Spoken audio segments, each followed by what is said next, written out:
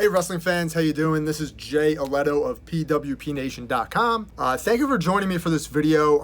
I haven't done many of these recorded YouTube videos recently, but there's good reason for that, but I'm not going to get into that now. If you like this channel, if you like me, if you like what we do here, please make sure you hit that like and subscribe button at the bottom of the page for more content like this, because there is going to be more coming in the future. I want to get right down to it, and getting right down to it is to talk about the topic today on Twitter, and that is the Give Naomi a Chance hashtag that has resurfaced once again, that has surfaced many times in the past.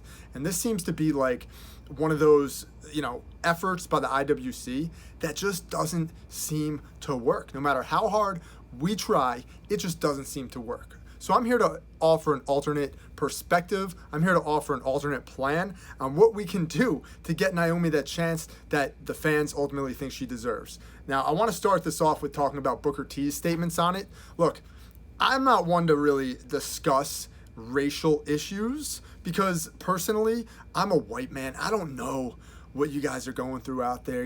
I have no idea. I'll never know, but I do sympathize with it, and I am fully supportive of my peaceful brothers and sisters out there, no matter what color you are, no matter what color of your skin, no matter what gender. That stuff just does not matter to me. So it's all about equality and love and peace and everything. That's what I'm about. So what Booker T had to say is something that, I get it from his perspective.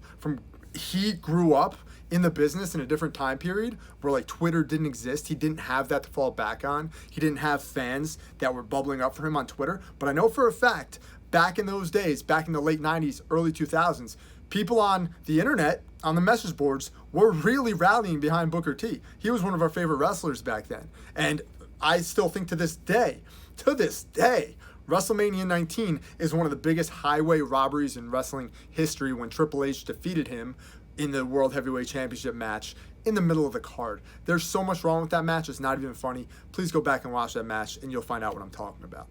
Now back to Naomi. Look, guys, I get it. I understand where you're coming from.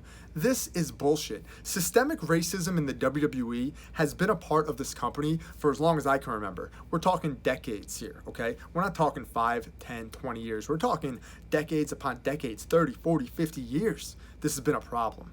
And as long as this 70-plus-year-old tyrannical boss of the WWE runs this show, we have to remember that it's his show. He gets to do whatever he wants, okay? He owns the company.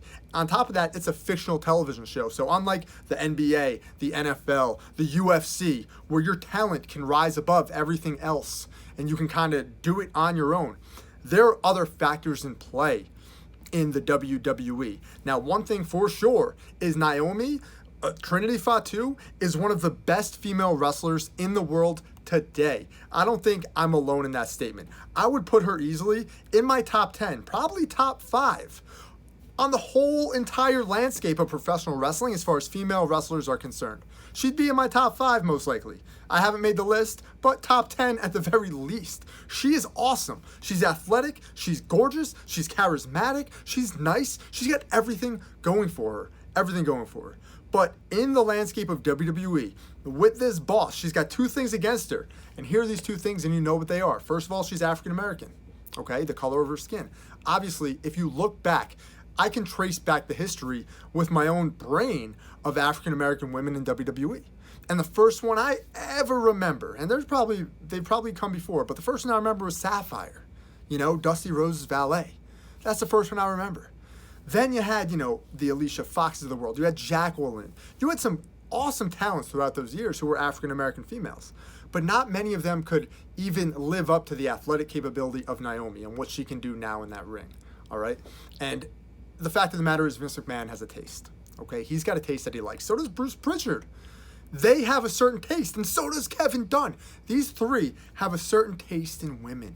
They want to showcase, the beautiful blonde that is charismatic, that is well endowed, that, is the look that they like. Historically, this is the look that they like in the WWE. So that is working against Naomi, guys. Now, these hashtags, these Twitter rallies have happened time and time again for many years for many wrestlers. Sometimes it works, sometimes it doesn't. It's not a foolproof plan. I'm here to suggest a different plan, okay? If you guys really want to see her get pushed on the WWE roster and get what she deserves, what you feel she deserves, and what I feel she deserves. I mean, look, she should be a multi-time women's champion. I believe she is. I think she's won at least once. You know, I think it's been a couple times, but I don't know off the top of my head. She should be a multi-time women's champion. She should have a nice long run. She should have a feud with Charlotte Flair. She should have a feud with Sasha Banks. These should be epic rivalries that we remember for years to come. All right? This should all happen for her. I suggest that you go out and buy her merchandise. You go on WWEshop.com. You take $50 out of your savings account and you buy a t-shirt or two, okay? And you get all of your friends to do the same thing. You get everybody on Twitter to do the same thing, because not only will this make her a very wealthy woman, okay? This will provide the data, the analysis, and the money to justify Vince McMahon saying, okay, look, we've got something here, damn it. Sometimes an old, tyrannical, out-of-touch boss needs that push in a direction that they understand. He does not understand what you guys are talking about on Twitter. He will never understand, okay? Most of these bosses that we work for will never get it, no matter how hard we try to explain to them what the real world is all about. So at the end of the day, this is what I suggest. Go on WWEshop.com. Okay, put down your Twitter for a minute. Don't argue with me on this, because this is just another option. Sure, Twitter might work.